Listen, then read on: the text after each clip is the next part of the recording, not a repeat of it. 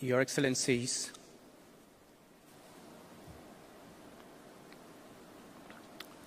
permit me to stand on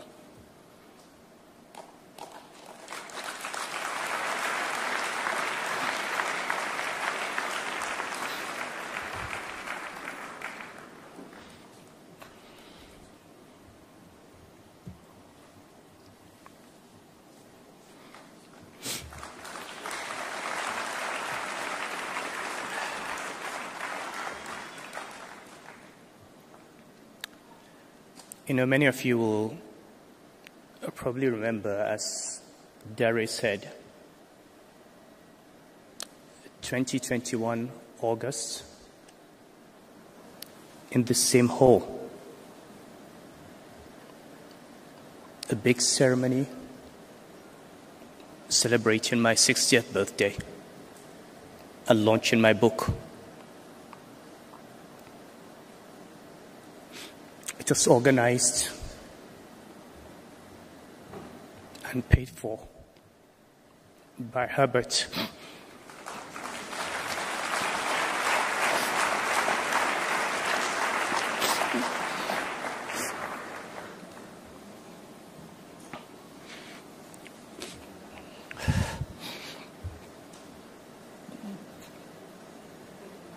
And to think that I'm standing on this same stage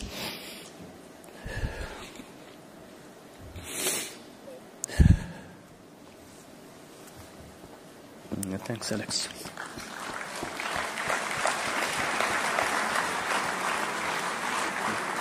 Thank you.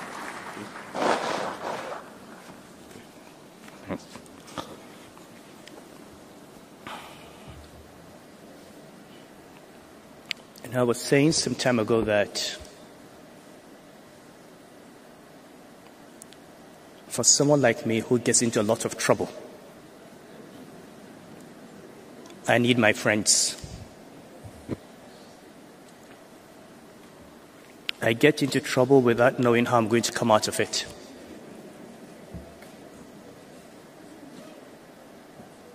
But as I said on that day, I go into trouble with my eyes closed because I know that at the end, there will always be some people, a few people in my life who will always be there for me.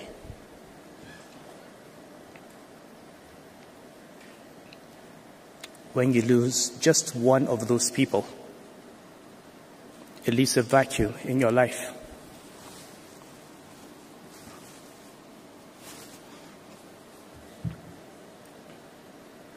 There are many stories I can tell about Herbert. Funny, my first friend in the family was not Herbert, it was his sister Peggy. She introduced me to the family. I used to go to the house in Anthony Village. And what I remember in those days was Peggy was more relaxed, talking and joking with me in front of her parents than in front of Herbert. She was afraid of Herbert. And I was also afraid of him. I was a middle management banker, and there were senior people in Access. Even though he was younger than me, there were senior people in GT, setting up Access Bank. Professionally, Ike and Herbert came to my attention in a very serious manner in 2005 as an executive director in First Bank. And I'm glad my friend Alex Ote is here. He was on the board of First Bank with me. And he'll remember that as ED Risk, I had the task of doing the competitor analysis of banks. And it was always First Bank against all the big banks. And one day I came to Exco and I had Access Bank. And at that time it was a joke. They all laughed. how can you compare First Bank to this bank? And I said, look at what these two young men are doing. Access Bank had the highest compound average growth rate. It had cost-to-revenue ratios that were comparable to Citibank and Standard Chartered and international banks. It had a very low level of non-performing loans, but it was the soft issues. Half of their branch managers were female.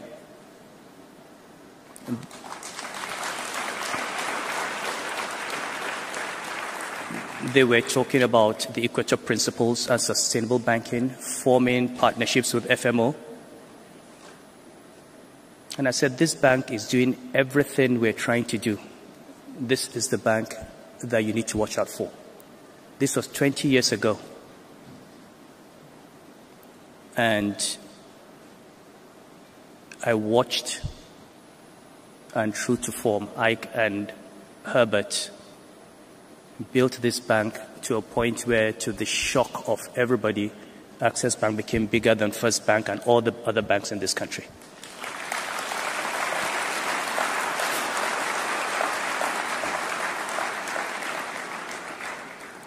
So the beginning of my relationship with them was one of professional respect and admiration, which was mutual because at that time I was also building my reputation as a chief risk officer in the industry. Then I moved to the central bank. And I started something which was the Bankers Committee retreat, where this was in 2009, in the middle of the banking crisis, when everything, just like today, it looked like everything was going to, the sky was going to fall on the country. And we met in Enugu. And I said, look, guys, I know we feel the world is coming to an end, but the sun will rise tomorrow. What I want us to do is, in the middle of this crisis, lay the foundation for the banking system we want to see after the crisis. And the objective then was to link the banking sector assets to the real economy. And Ike and Herbert in Access Bank were chosen as the chairpersons of the subcommittee on economic development. Most of what I achieved in Central Bank would not have been possible without them.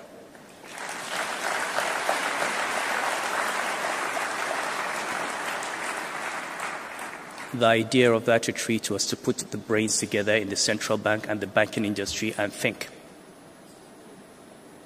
And I remember the first year, my deputy governors, when the governor and the deputy governors were standing in front of bankers, you know, before then, with the central bank, you know, the governor and deputy governors were gods. The idea that bank MDs, that the governor would have to account to bank MDs, would have targets, and sit down in that meeting and answer questions was new. But we soon discovered, including the deputy governors who resisted, that by opening ourselves up to debate, by letting all these brilliant bank CEOs come into the conversation, we enriched the work of the central bank. And we achieved more in 5 years than we could have achieved in 20 years without these people. And Ike and Herbert were key to that.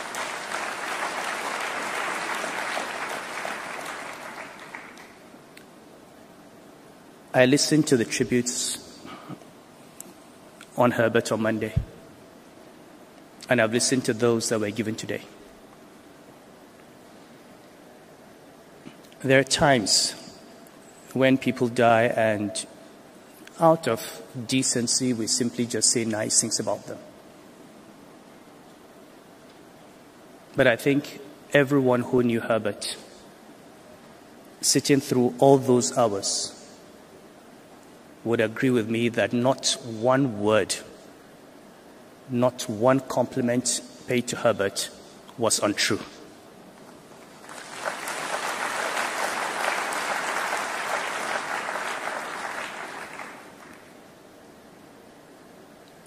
He had many sides, and you know, on that day, and it's one of those days when everybody remembers where he was. It was a Saturday. I had a big religious ceremony in Abuja. I had no idea what was happening. And I came to the airport, waiting for a plane, and I got a call from Bola Adeshola. I picked up the phone and we're chatting. After 2 sentences, she said, "Lamido, you haven't heard." And I said, "What?" "You haven't heard about Herbert." And I said, "What?" And she said, this was what she was hearing. I immediately called Paul Usoro. And you see, Paul will understand how I feel.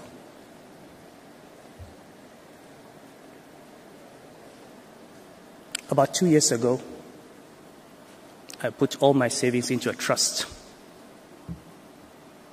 for the education of my children. I have many. And my priority as a father is to make sure that when I pass away, they will have a good education. Paul was a solicitor who put together that trust. Herbert was the lead protector.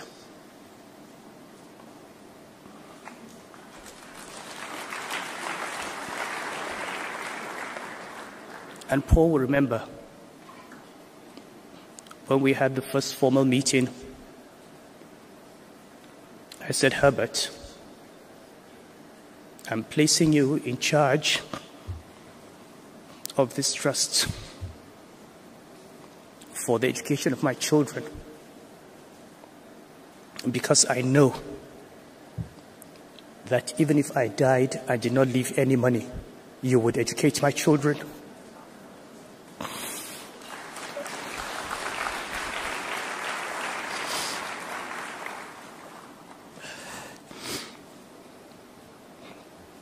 I was thinking I would die and leave Herbert.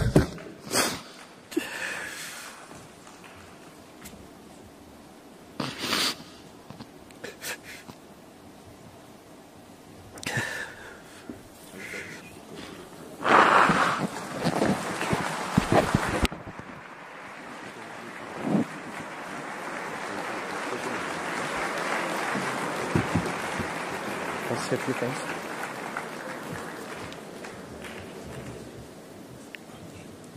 We have all heard about him, about his loyalty.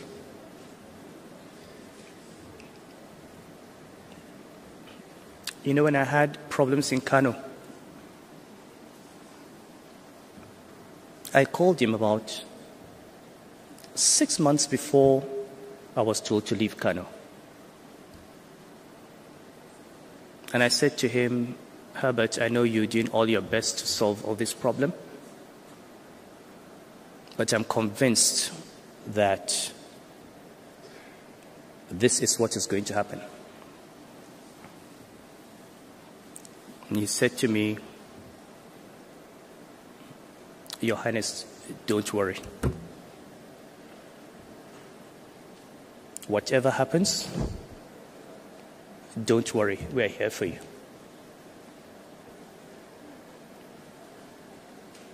On the day I heard on the radio that I was dethroned, the night before I knew it was going to happen, and I called him and said, I want to come to Lagos when it happens.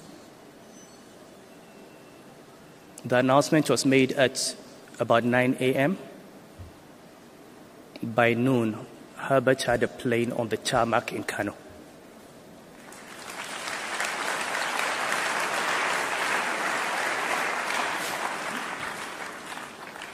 The plan then was to take me into exile for many years. I put my family on that plane. No message, no phone call, nothing. Just put them on that plane and sent them to Lagos. Herbert received them. Put them in a hotel. Later, got them flats, got them accommodation. For months, when I came, we stayed there. I can go on and on. Shola is here. Herbert said to me, Your Highness, you want to travel, tell Shola. I just called Shola and I get a jet. So much so that people believe I own the jet. Some people believe that I own Access Bank. And Ike and Herbert are fronting for me. They gave me the cars and the drivers. They gave me security. They gave me the private jet. And they ask for nothing. And they don't talk about it. When I talk to...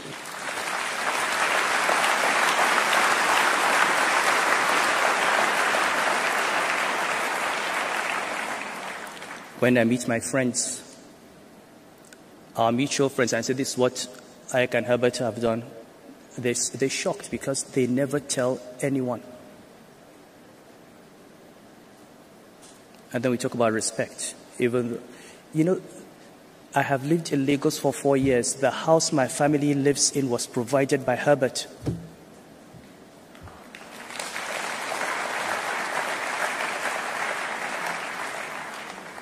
I say this because on the day he died, I said on a chat group I was in, that in the coming weeks and months, people will get to know Herbert, the human being. People know him as a banker, as a businessman. They don't know the human being.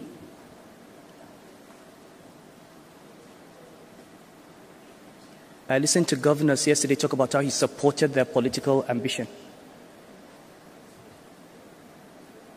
I also got him to support political ambitions of governors. The last time I saw Herbert and spoke in his house, he was outlining plans for how he would help the elected governor of Kano State and how he would help provide finance to build Kano.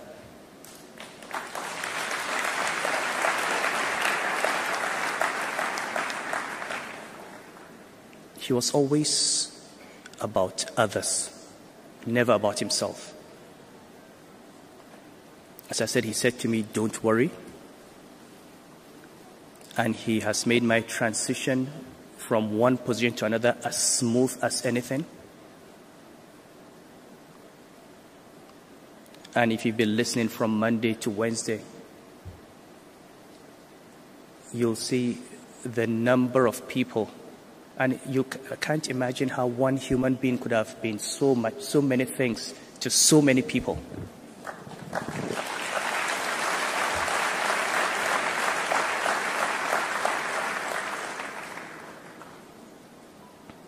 But I take comfort in one thing, and it's an interesting story I'm going to share of the very last moments of Herbert. On the night before this happened,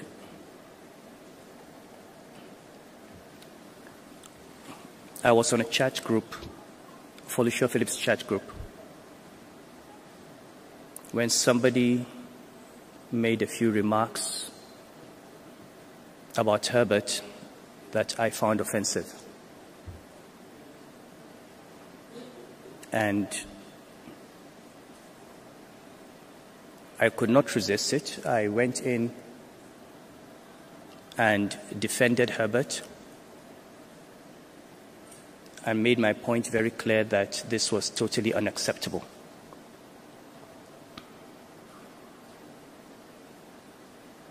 A few days after Herbert died, I was in Hong Kong. A friend called me, Bayodolami, and said, DJ Ali wants your phone number. Should I give him? And I said, yes, maybe he wants me to come and talk about the economy.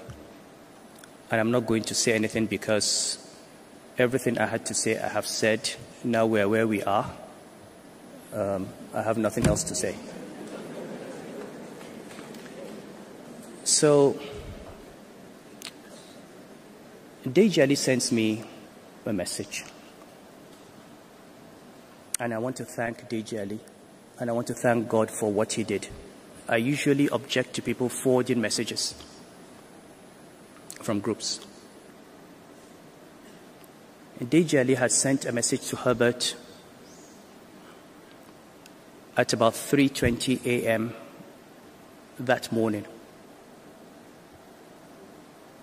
telling him how I had stood up and defended him, and forwarding my entire message to him.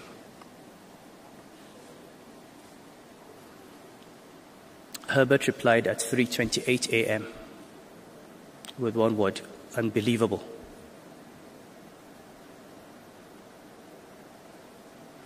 DJ Ali sent another message at 3:50, which was not delivered. From the presentation of the air traffic controllers, the crash happened at 3:40. So possibly the last thing Herbert read was my message talking about him.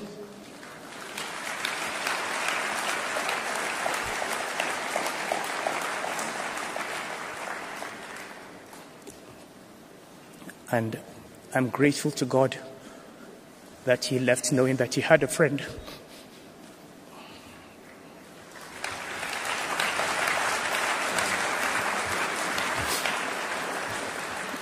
My condolences to the family. And I apologize for this. I always thought I would not be able to do it, but we have to tell Herbert's story. And may his soul rest in peace. Amen.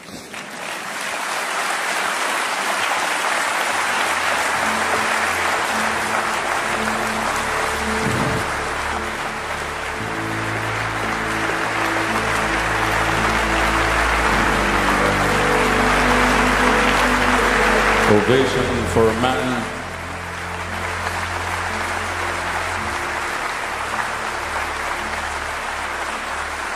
who never played around when it comes to anything that concerned Herbert. Likewise, Herbert never joked with the relationship that he has with the 14th Emir of Kano, His Highness Khalifa Mohammed Sanusi II. Another round of applause for him, please, ladies and gentlemen.